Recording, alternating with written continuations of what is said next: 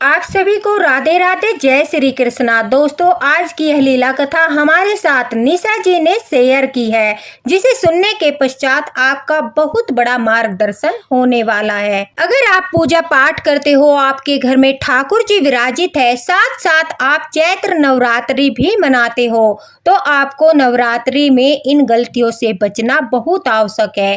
क्योंकि अगर घर में लड्डू गोपाल जी विराजित है, तो माता रानी के साथ साथ नवरात्रि में उनकी भी सेवा की जाती है, और जिस विधि विधान से उनकी सेवा की जाती है, उतना ही दुगना फल हमें प्राप्त होता है। अगर हमसे भूल होती है, गलतियां होती है, तो कहते हैं हमारे लड्डू गोपाल नाराज होते हैं और वो घर छोड़कर चले जाते हैं। तो ऐसी गलती दोस्तों बिल्कुल मत करना, जिसके कारण से हमारे बाल गोपाल, हमारे ठाकुर जी वो नाराज हो जाए और हमें छोड़कर चले जाए। सावधानी पूर्वक नवरात्रि में माता रानी के साथ साथ लड्डू गोपाल की भी सेवा की जाती है, और आज से मैं लड्डू गोपाल की सेवा के सारे वीडियो आपके साथ शेयर करूंगी, तो इसलिए अपना साथ हमारे साथ बनाए रखना। साथ ही साथ सारा विधि विधान आपको मैं वीडियो के माध्यम से बताऊंगी कि किस प्रकार से ठाकुर जी की सेवा करनी है, किस प्रकार से माता रानी के साथ साथ ठाकुर जी की सेवा करके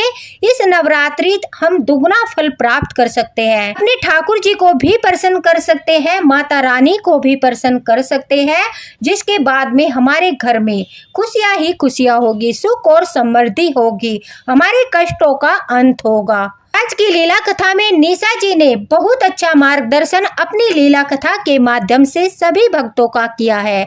वह कहती है कि उनके घर में मंदिर में पहले सिर्फ और सिर्फ माता रानी, गणेश जी, लक्ष्मी माता, भोले पार्वती, इन सब के फोटो थे। उनके घर में कोई भी विग्रह नहीं था और वो सभी देवी देवताओं की पूजा करती थी। लेकिन जब उन्होंने सभी के घर में बाल गोपाल जी को देखा तो उनका मन मुग्ध हो गया, और उन्होंने भी अपने घर में छोटे से 5 नंबर के बाल गोपाल विराजित किए। उसके पश्चात लड्डू गोपाल की सेवा करने लगी। निशा जी कहती है कि उन्हें लड्डू गोपाल की सेवा के बारे में ज्यादा जानकारी नहीं थी, इसलिए वो उसी प्रकार से सेवा करती थी जितना उन्हें ज्ञान था।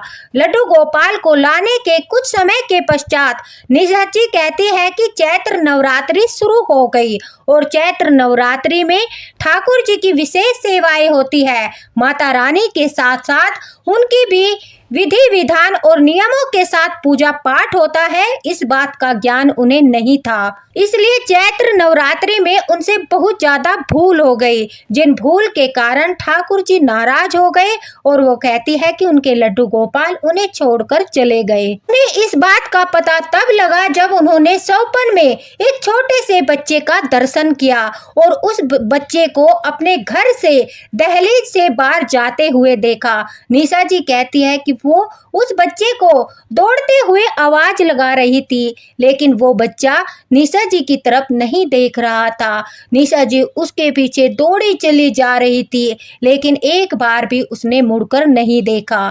बस वह जाते जाते एक ही शब्द बोल रहा था, मैं वृंदावन जा रहा हूँ, मैं वापस जा रहा हूँ, मुझे तुम्हारे साथ नहीं रहना। इस शब्द को सुनकर निशा जी कहती है कि उनके कलेजे में तीर की तरह उसके शब्द चुभ गए, और वह रोने लगी और उसे पुकारने लगी। अचानक से वह बच्चा अंतर्ध्यान हो गया। नवरात्रि समाप्त हो चुकी थी। उसके बाद निशा जी को यह सौपन दिखाई दिया।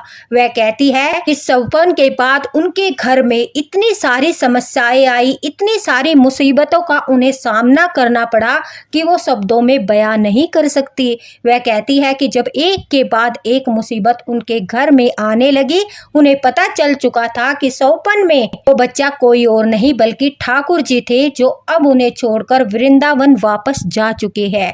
निशा जी कहती है वो वृंदावन से ही ठाकुर जी को लेकर आई थी, और लाकर बड़े प्रेम के साथ उन्होंने अपने घर में लड्डू गोपाल को विराजित किया था। अब निशा जी बहुत ज्यादा चिंतित थी, रो रही थी और ठाकुर जी को याद कर रही थी, ठाकुर जी से प्रार्थना कर रही थी कि उनका मार्गदर्शन करे। ऐसे क्या भूल हो गई है उनसे, जिसके कारण से ठाकुर जी नाराज होकर उन्हें छोड़कर चले गए हैं। निशा जी कहती है कि वहीं पर पास में भागवत कथा चल रही थी। अपने मन को शांत करने के लिए ठाकुर जी की याद में निशा जी भागवत कथा में गई और भागवत कथा में जाने के बाद जब उन्हें वहां पर अपने भूल का पता चला, अपने द्वारा की गई गलतियों का पता चला, तो उन्हें बहुत पश्चाताप हुआ। वह कहती है कि वहां पर जो कथावाचक थे वो सेवा अपराध के बारे में बता रहे थे, जिसमें से बहुत सारे अपराध मेरे द्वारा चैत्र नवरात्रि में और वैसे भी कई बार हो चुके थे। दोस्तों, ये अपराध ऐसे है कि ये नवरात्रि में ही नहीं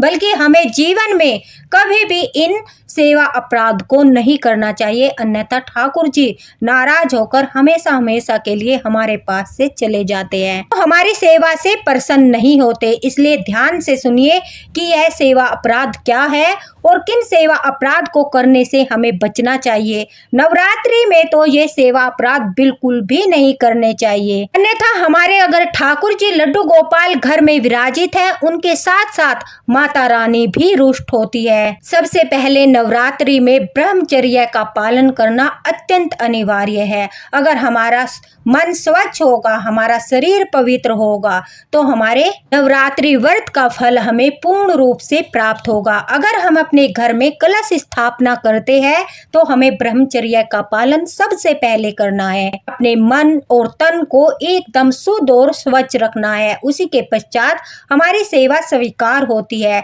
अगर आप चाहते हो कि आप अखंड दिया जलाना चाहते हो तो आपको बिल्कुल शुद्ध और स्वच्छता का ध्यान रखते हुए ब्रह्मचर्य का पालन करते हुए नवरात्रि प्रारंभ करनी चाहिए। अगर हम नवरात्रि में ब्रह्मचर्य का पालन नहीं करते तो यह सेवा अपराध माना जाता है और इसका घोर दंड हमें भुगतना पड़ता है। अगर आप नवरात्रि में या फिर वैसे भी आप कहीं पर मंदिर जाते हो, कहीं धाम पर जाते हो, तो कभी भी सवारी पर चढ़कर अपने पैरों में चप्पल पहनकर भगवान के मंदिर में नहीं जाना चाहिए। जैसा कि हम किसी मंदिर में जाते हैं तो उससे कुछ दूरी से पहले ही हमें अपने चप्पल उतार देने चाहिए। हमें नंगे पैर भगवान के दरबार में जाना चाहिए। अगर हम चप्पल पहनकर जाते हैं, नंगे पैर नहीं जाते हैं या सवारी पर चढ़कर जाते हैं तो यह सेवा अपराध के अंतर्गत आता है। अगर नवरात्रि में या फिर जन्माष्टमी पर या कभी भी अगर या तो ठाकुर जी की रथ यात्रा निकलती है या दुर्गा माता की रथ यात्रा निकलती है, किसी भी आराध्य की रथ यात्रा निकलती है, किसी भी देवी देवता की रथ यात्रा निकलती है, हमें रुककर उसमें सम्मिलित होना चाहिए। अगर हमारे पास समय नहीं है सम्मिलित होने का तो कुछ मिनट रुककर प्रणाम अवश्य करना चाहिए। अगर हम वहां से गुजर जाते हैं, वहां पर नहीं रुकते, प्रणाम नहीं करते तो यह सेवा अपराध माना जाता है। श्री मूर्ति के दर्शन करके हमें प्रणाम करना चाहिए। अगर हम कहीं जाते हैं, हमारे समक्ष, हमारे सामने यानी किसी भी भगवान की मूर्ति आ जाती है, हमारे ठाकुर जी की, माता रानी की, भोलेनाथ की, और देखकर हम उन्हें अनदेखा कर देते हैं, उन्हें प्रणाम नहीं करते तो यह सेवा अपराध में आता है। इससे हमारे जो आराध्य होते हैं, हम जिनकी सेवा करते हैं, हमारे वो आराध्य भी रुष्ट होते हैं। कभी भी झूठे मुख से हमें भगवान के मंदिर में नहीं जाना चाहिए, ठाकुर जी के पास नहीं जाना चाहिए। अगर हमने खाना खाया है, हमारा मुंह झूठा है, तो हमें कुल्ला करके ही ठाकुर जी के पास जाना चाहिए, मंदिर में जाना चाहिए। एक हाथ से कभी भी प्रणाम नहीं करना चाहिए, यह सेवा अपराध के अंतर्गत आता है। हमेशा दोनों हाथ से प्रणाम करना चाहिए। बहुत से व्यक्ति ऐसे होते हैं कि उनके एक हाथ में फोन होता है, वो चलते चलते एक ही हाथ को अपने माथे से लगाकर प्रणाम कर देते हैं, राम राम कर देते हैं, राधे राधे बोल देते हैं। यह सेवा अपराध के अंतर्गत आता है। जब हम कहीं पर परिक्रमा करते हैं और फिर भगवान के सामने आते हैं तो हमें वहां पर कुछ मिनट के लिए रुकना चाहिए, उसके बाद फिर से परिक्रमा प्रारंभ करना चाहिए। अगर हम परिक्रमा करते रहते हैं और भगवान के सामने आकर प्रणाम नहीं करते, बस सीधे चलते रहते हैं, यह भी सेवा अपराध के अंतर्गत आता है। कभी भी दोस्तों, भगवान के ठाकुर जी का मंदिर है जहां पर हम सेवा करते हैं, हमारे ठाकुर जी विराजित है, उनके श्री विग्रह के सामने कभी भी पैर पसार कर नहीं बैठना चाहिए। अगर कोई ऐसा करता है, पैर पसार कर बैठता है, उसे भी मना करना चाहिए, टोकना चाहिए। ठाकुर जी के सामने, लड्डू गोपाल के सामने दोनों घुटनों को ऊंचे करके कभी नहीं बैठना चाहिए। यह सेवा अपराध के अंतर्गत आता है। ठाकुर जी के सामने जब हम सेवा करते हैं, किसी सत्संग में जाते हैं, भागवत कथा में जाते हैं, वहां पर हमें कभी भी नहीं सोना चाहिए। यह सेवा अपराध के अंतर्गत आता है। कभी भी हमें लड्डू गोपाल के सामने बैठकर, ठाकुर जी के सामने बैठकर भोजन नहीं करना चाहिए। हमने उन्हें जो भोग लगाया है वो प्रसाद हमें प्रणाम करके उनकी आज्ञा लेकर उनसे लेना चाहिए। फिर भगवान के पास से आकर, ठाकुर जी के पास से आकर वो भोजन ग्रहण करना चाहिए। ठाकुर जी के श्री विग्रह के सामने कभी भी सेवा के समय झूठ नहीं बोलना चाहिए। झूठ तो वैसे भी हमें कभी नहीं बोलना चाहिए। जब हम सेवा करते हैं, सुबह की सेवा, दोपहर की सेवा, शाम की सेवा, हमें कभी भी वहां पर बैठकर जोर से नहीं बोलना चाहिए। जिस प्रकार से हम ठाकुर जी को सुबह सेवा करते हैं और मंदिर में बैठे बैठे हमें कभी भी फोन पर या किसी के साथ बातचीत नहीं करनी चाहिए, यह सेवा अपराध के अंतर्गत आता है। हमारा ध्यान सिर्फ और सिर्फ ठाकुर जी में होना चाहिए। कई बार ऐसा होता है, जैसे हम ठाकुर जी की सेवा कर रहे हैं, कोई व्यक्ति हमसे मिलने आ जाता है तो हम ठाकुर जी का श्रृंगार करते करते उसके साथ बात करने लगते हैं। ऐसा नहीं करना चाहिए, यह सेवा अपराध के अंतर्गत आता है। इससे ठाकुर जी नाराज होते हैं कि देखो, यह सिर्फ बातों में मग्न है, मेरी सेवा की ओर इसका ध्यान ही नहीं है। दोस्तों, कभी भी जब हम लड्डू गोपाल की सेवा करते हैं, उनके सामने हमें चिल्लाकर बात नहीं करनी चाहिए, चिल्लाना नहीं चाहिए। न ही हमें सेवा के दौरान जब ठाकुर जी विराजित है घर में कलह करना चाहिए, न ही किसी को पीड़ा देना चाहिए और कभी भी किसी से हमें अनुग्रह नहीं करना चाहिए। ये सब सेवा अपराध के अंतर्गत आते हैं। जब हम लड्डू गोपाल की सेवा करते हैं तो दोस्तों, हमें किसी को भी निष्ठुर वचन नहीं बोलने चाहिए, कटु वचन नहीं बोलने चाहिए जिससे उसका दिल दुखी हो जाए। लड्डू गोपाल की सेवा करते समय अगर हम किसी से बातचीत कर रहे हैं, उस दौरान हमें किसी की निंदा नहीं करनी चाहिए। दूसरों की स्तुति यानी प्रशंसा भी हमें लड्डू गोपाल के सामने, ठाकुर जी के सामने नहीं करनी चाहिए। इससे हमारे ठाकुर जी का अपमान होता है, क्योंकि हमारे ठाकुर जी ही सर्वशक्तिशाली है और उनके सामने हम किसी दूसरे व्यक्ति की स्तुति कर रहे हैं, किसी दूसरे व्यक्ति की प्रशंसा कर रहे हैं। हमारे ठाकुर जी से बढ़कर कौन है? यह सेवा अपराध के अंतर्गत आता है। कभी भी अश्लील बातों को मन में नहीं लाना चाहिए। सेवा के दौरान जब हम ठाकुर जी की सेवा करते हैं, उनके पास होते हैं, उन्हें भोग लगाते हैं, उस समय हमारे मन मस्तिष्क में अश्लील बातों को नहीं आने देना चाहिए। हमें अधोवायु का त्याग नहीं करना चाहिए। बिल्कुल भी हमें मंदिर में बैठकर, ठाकुर जी के पास बैठकर हमें अधोवायु का त्याग बिल्कुल नहीं करना चाहिए। शक्ति रहते हुए भी गौण अर्थात सामान्य उपचारों से भगवान की सेवा पूजा करना। देखिए, हम अपने आप अच्छा अच्छा भोजन करते हैं, अच्छी अच्छी वस्तुएं लाते हैं, अच्छे कपड़े पहनते हैं, हमारे पास जो है सब कुछ है। भगवान ने, ठाकुर जी ने हमारे ऊपर भरपूर कृपा की है, हमें सब कुछ दिया है। लेकिन हम क्या करते हैं? ठाकुर जी को हम थोड़ा सा रूखा सूखा भोग लगा देते हैं। स्वयं पकौड़ी, हलवा ये सब खाते हैं, स्वयं अच्छे कपड़े पहनते हैं, लेकिन बाजार में जाकर ठाकुर जी के लिए सस्ते वस्त्रों को देखकर खरीदते हैं, सस्ते आभूषण खरीदते हैं, स्वयं अच्छा पहनते हैं, अच्छा खाते हैं, सब कुछ अच्छा करते हैं। लेकिन घर में लड्डू गोपाल विराजित है, उनके लिए थोड़ा सा भोजन, थोड़ा सा पहनने के लिए जिन्होंने हमें सब कुछ दिया है, उन्हें हम देख देख कर उनके लिए सब कुछ करते हैं। ऐसा करना सेवा अपराध के अंतर्गत आता है। अगर आप स्वयं अच्छा खा रहे हो तो ठाकुर जी को भी वही पवाना चाहिए, उसी का भोग लगाना चाहिए। अगर हमारे घर में लड्डू गोपाल जी विराजित है और हम कुछ खा रहे हैं और ठाकुर जी को हमने उसका भोग नहीं लगाया, उन्हें पूछा तक नहीं, यह सेवा अपराध के अंतर्गत आता है। ऐसे हमें कदापि नहीं करना चाहिए। अगर हम कुछ वस्तु खाते हैं तो सबसे पहले हमें भगवान को, अपने लड्डू गोपाल को, घर में जो विग्रह विराजित है उनसे अनुमति लेनी चाहिए। उसके पश्चात ही हमें वो प्रसाद के रूप में पाना चाहिए। हर ऋतु में अलग अलग फल आते हैं, तो हमें हर ऋतु फल को ठाकुर जी को लाकर अवश्य भोग लगाना चाहिए। दोस्तों, कोई भी साग या फलादि होता है उसका अगला भाग तोड़कर भगवान को नहीं चढ़ाना चाहिए, यानी भगवान को जो फल है वो पूरे चढ़ाने चाहिए, काट कर नहीं चढ़ाने चाहिए। जब लड्डू गोपाल विराजित होते हैं मंदिर में, हम बैठते हैं तो कभी भी उनकी तरफ पीठ करके नहीं बैठना चाहिए, यह सेवा अपराध के अंतर्गत आता है। हमें हमेशा ठाकुर जी की तरफ, लड्डू गोपाल की तरफ मुख कर कर बैठना चाहिए, पीठ कदापि नहीं करनी चाहिए। अगर हम ठाकुर जी के सामने हैं और कोई व्यक्ति आ जाता है,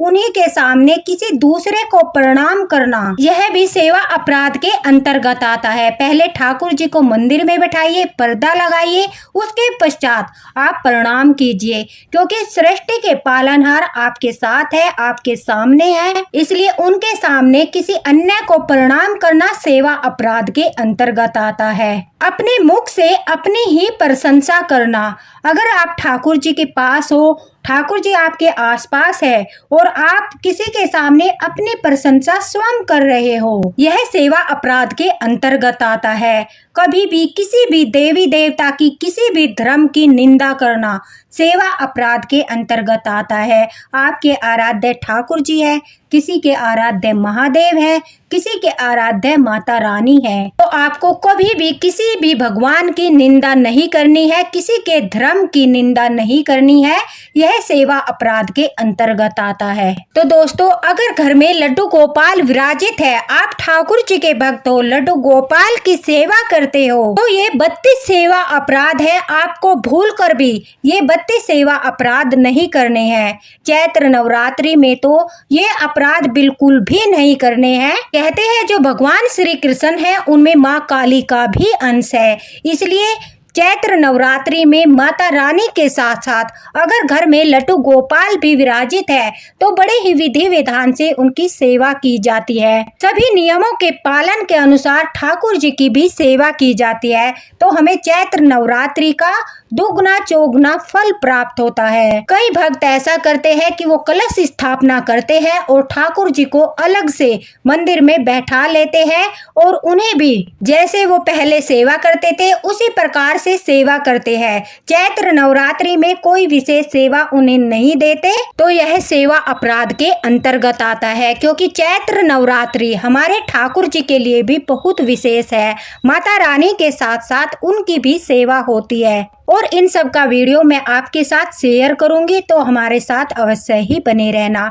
निशा जी कहती है कि उन्हें इन सब बातों का, इन 32 सेवा अपराध का भी ज्ञान नहीं था, इसलिए चैत्र नवरात्रि में उन्होंने लड्डू गोपाल को साधारण स्नान कराया, साधारण भोग लगाया, कोई विशेष सेवा प्रदान नहीं की। यहाँ तक कि कलश स्थापना के बाद वो उनकी सेवा करते करते सबसे फोन पर बातें भी करती थी। जब वो उनका श्रृंगार करती थी, कोई उनका पड़ोस से व्यक्ति आ जाता था तो उसके साथ बातचीत करते हुए ठाकुर जी को भोग लगाती रहती थी, ठाकुर जी के श्रृंगार पोशाक इत्यादि बदलती रहती थी। कितनी सारी सेवाओं के बारे में उन्हें नहीं पता था, उन्हें ज्ञान नहीं था। इसलिए कहते हैं कि पूजा करते वक्त मौन रहना चाहिए, क्योंकि हमारे मुख से कोई न कोई शब्द ऐसा निकल जाता है, या तो स्वयं की प्रशंसा या किसी दूसरे की निंदा। इसलिए कहते हैं कि हमें ठाकुर जी की सेवा करते वक्त, पूजा पाठ करते वक्त मौन रहना चाहिए। सिर्फ और सिर्फ हमारा ध्यान ठाकुर जी की ओर होना चाहिए, लड्डू गोपाल की ओर होना चाहिए। निशा जी कहती है कि उनसे काफी सारी भूल हो गई, जिसके पश्चात उनके लड्डू गोपाल उनसे नाराज हो गए और उन्हें सौपन में जाते हुए दिखाई दिए। उन्हें अनुभूति भी कराई कि अब ठाकुर जी उनके घर में विराजमान नहीं है। जब हम लड्डू गोपाल को वृंदावन से लाते हैं तो हमें उन्हें प्राण प्रतिष्ठा करने की आवश्यकता नहीं होती, वो स्वयं ही जागृत होते हैं। निशा जी की भूल के कारण ठाकुर जी उनसे नाराज हो गए और काफी सारी समस्याओं का उन्हें सामना करना पड़ा। उनके घर में काफी सारी समस्याएं आने लगी। निशा जी कहती है जब उन्हें भागवत कथा में इन सब बातों के बारे में पता चला, उन्हें अपनी गलती का पश्चाताप हुआ। उन्होंने ठाकुर जी से माफी मांगी और वृंदावन जाने का प्रोग्राम बनाया।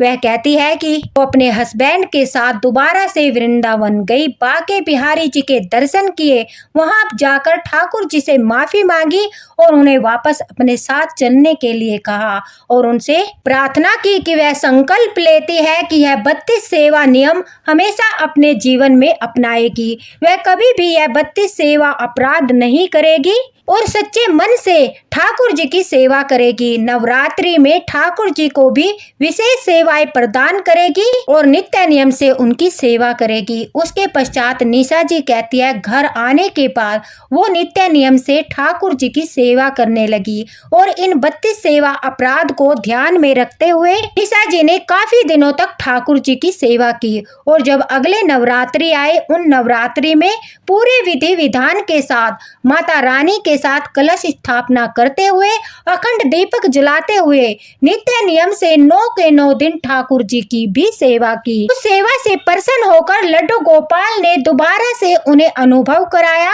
अब उनके लड्डू गोपाल विग्रह में वापस आ चुके थे।